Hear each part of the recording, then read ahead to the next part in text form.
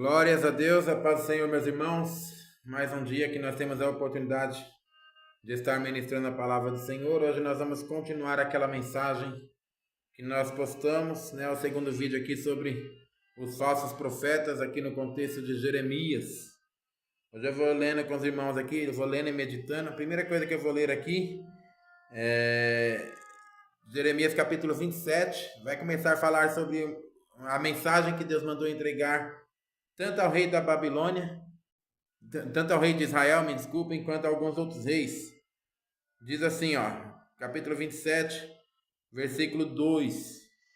Diz assim: assim me disse o Senhor, faze umas prisões e julgos e coloque sobre o teu pescoço, e envia-os ao rei de Edom, de Moabe, e aos reis de Amon, dos filhos de Amon, e aos reis de Tiro, e ao rei de Sidom, pelas mãos de mensageiros que vinham a Jerusalém, ter com Zedequias, rei de Judá, e lhes darás uma mensagem a seus senhores, dizendo: assim diz o Senhor dos exércitos, Deus de Israel. Direis assim aos vossos senhores: eu fiz a terra, o homem e os animais que estão sobre a face da terra, pelo meu grande poder e com o meu braço estendido, e o dou a quem me agrada. E agora eu entreguei estas terras nas mãos de Nabucodonosor, rei da Babilônia, meu servo, e até os animais do campo lhes dei, para que o sirvam, e todas as nações servirão a ele e a seu filho, e ao filho de seu filho, até que também venha o tempo da sua própria terra.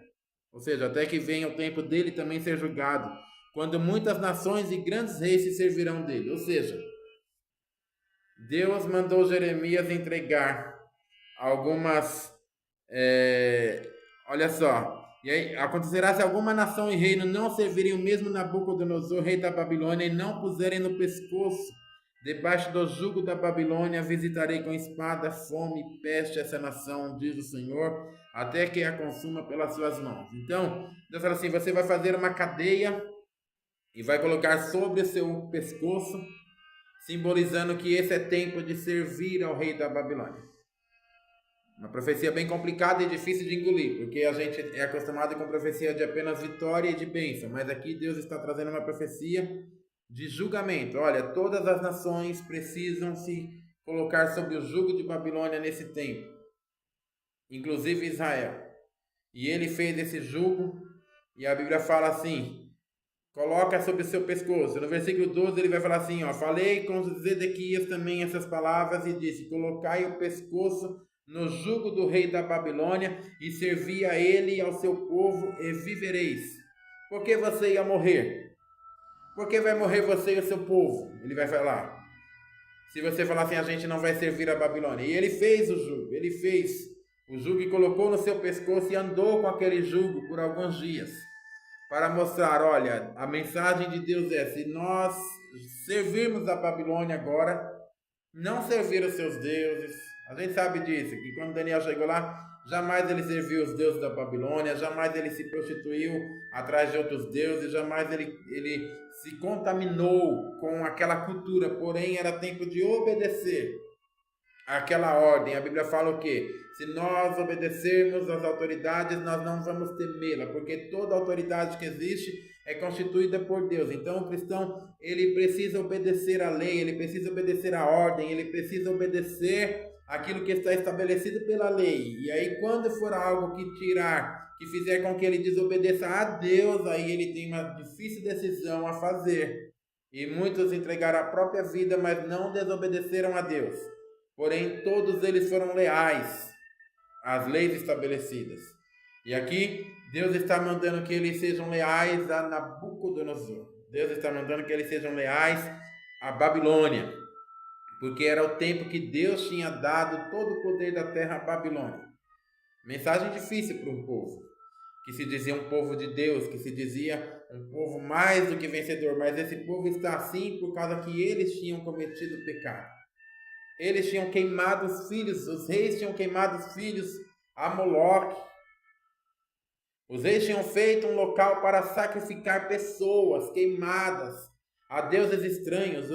Os homens de Judá, eles preferiram andar após outros deuses. Não só isso, mas eles estavam cometendo injustiça com os pobres. Eles não estavam visitando os pobres, eles não estavam socorrendo o necessitado. Eles estavam sendo injustos na sua negociação. trazendo peso enganoso, balança enganosa, e tudo isso trouxe o mal à sociedade, porque quando a sociedade ela não é justa, ela cai por sua própria conta. Grandes impérios caíram por causa da corrupção. Quando você tem corrupção, quando você tem governos, quando você tem autoridades que desviam dinheiro do povo, o povo passa necessidade, o povo morre nas filas dos hospitais, o povo tem uma vida mais sofrida, mais difícil, e Deus ele contempla todas as coisas e ele está pronto a trazer a justiça e o juízo, porque todas essas coisas elas trazem o mal sobre a sociedade. Então a mensagem dele era: rei de Israel, rei de Tiro, amonitas, moabitas, todos vocês, é tempo de se submeter à Babilônia. Foi ela que eu escolhi, que Deus escolheu agora para colocar sobre vocês. E aí a Bíblia vai falar que ele coloca, e ele entra no templo com essa cadeia para mostrar para os sacerdotes: olha, nós precisamos ensinar o povo a ser cidadãos que obedecem à lei estabelecida por Deus, e agora a lei de Deus é que a gente se sujeite à Babilônia. Ele entrou no templo para trazer essa mensagem, e ele não recebeu, não foi recebido como um profeta de Deus, muito pelo contrário. Existiam falsos profetas, como a gente estudou no vídeo anterior, que queriam iludir o povo, de que se eu sou povo de Deus eu não posso sofrer, eu não posso passar por dificuldade, eu não posso passar por luta, eu não posso passar por prova. Mas esse lado da mensagem, só que o outro lado também, se eu sou povo de Deus eu não posso viver no pecado, se eu sou povo de Deus eu não posso ser injusto com o próximo, se eu sou povo de Deus eu não posso adorar outro Deus, porque eu só tenho o meu Deus, se eu sou povo de Deus eu não posso mentir, eu não posso roubar. Isso eles não pregavam, mas eles só pregavam que eles não podiam passar pela dificuldade. Pode sim. Ainda mais quando eu sou responsável pela dificuldade que eu passo. E no capítulo 28 vai dizer que tinha um profeta chamado Ananias, um falso profeta. E a Bíblia fala que no capítulo 28, no versículo 2, fala assim, que Ananias vem profetizar. E ele fala assim: assim diz o Senhor dos Exércitos. Olha aí, falando em nome de Deus para enganar o coração do povo. Eu quebrei o jugo do rei da Babilônia, ou seja, Deus quebrou. Jeremias está falando que era para colocar o jugo, e ele está falando assim: agora Deus quebrou o jugo. E em 2 anos eu vou trazer a este lugar todos os utensílios que já foram levados para a Babilônia, porque ele já tinha invadido a Babilônia, Todos os utensílios eu vou trazer de novo. Também a Jeconias, filho de Joaquim, rei de Judá, que também estava na Babilônia, preso. E a todos os que estiverem lá na Babilônia cativos, que já entraram lá, em 2 anos eu vou trazer, porque eu quebrei o jugo. Aqui é o profeta trazendo uma mensagem que todo mundo queria ouvir. Daqui 2 anos, quem está lá vai voltar. O que eles levaram para lá vai ser trago de volta. E aí a Bíblia fala que Jeremias estava lá e ele ouviu essa profecia. E ele vai falar assim: amém. Que assim faça o Senhor. Que o Senhor confirme as tuas palavras que profetizaste e torne ele a trazer os utensílios da casa do Senhor e todos os do cativeiros. Então, Jeremias fala assim: amém. Se foi Deus que te usou para falar isso, que isso aconteça. É uma boa notícia. Só que o que Deus me falou é diferente. Mas que bom que ele está falando isso com você.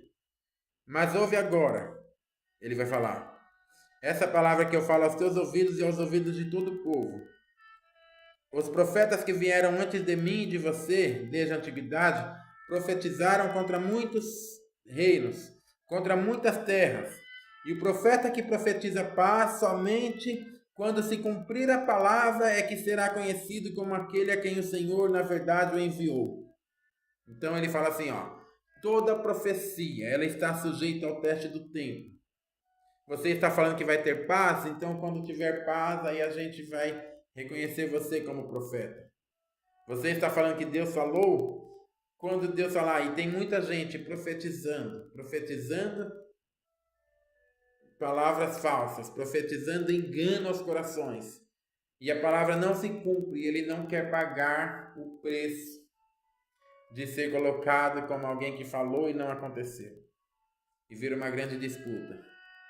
Porque todo mundo quer ter a palavra, mas ninguém quer assumir a responsabilidade do não cumprimento da palavra que ele falou. Nós, como homens de Deus, temos que falar a palavra de Deus. A maior profecia está aqui, na Bíblia. E quando nós falarmos a palavra de Deus, ela tem que ser verdade, ela tem que cumprir aquilo que ela foi enviada. Não adianta eu iludir o povo. Não adianta eu enganar o povo, dizendo que Deus falou que vai fazer e Deus não falou nada. Sendo que Deus ele quer que nós mudemos e nós vivamos certo, e aí nós vamos ser abençoados, viver de vitória em vitória, de bênção em bênção. Quando nós formos acertando o nosso caminho diante de Deus, ele também vai trazendo bênçãos sobre nossa vida, infinitas, insondáveis, mas nós precisamos andar de acordo com a palavra dele. E a Bíblia fala isso, que quando Ananias ouviu isso, a Bíblia fala que Ananias, ele tomou aquele jugo que estava no pescoço de Jeremias e quebrou ele.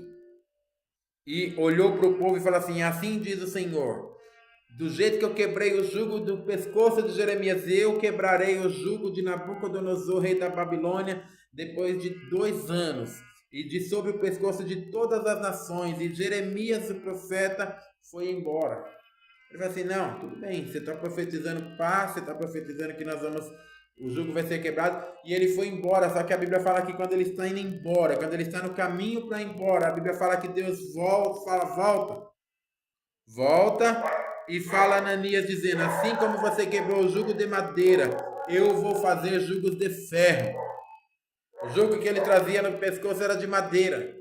E Ananias quebrou, dizendo que era só vitória a partir dali. E Jeremias falou assim: pois Deus falou assim que agora o jugo vai ser de ferro. Porque jugo de ferro pus sobre o pescoço de todas as nações para servirem a Nabucodonosor, rei da Babilônia, e vão servi-lo. E até os animais do campo eu dei para eles. E disse Jeremias ao profeta Ananias: ouve agora, Ananias, Deus não te enviou, mas tu fizeste que esse povo confiasse em mentiras. Pelo que assim diz o Senhor: eu te lançarei de sobre a face da terra este ano e morrerás, porque falaste em rebeldia contra o Senhor.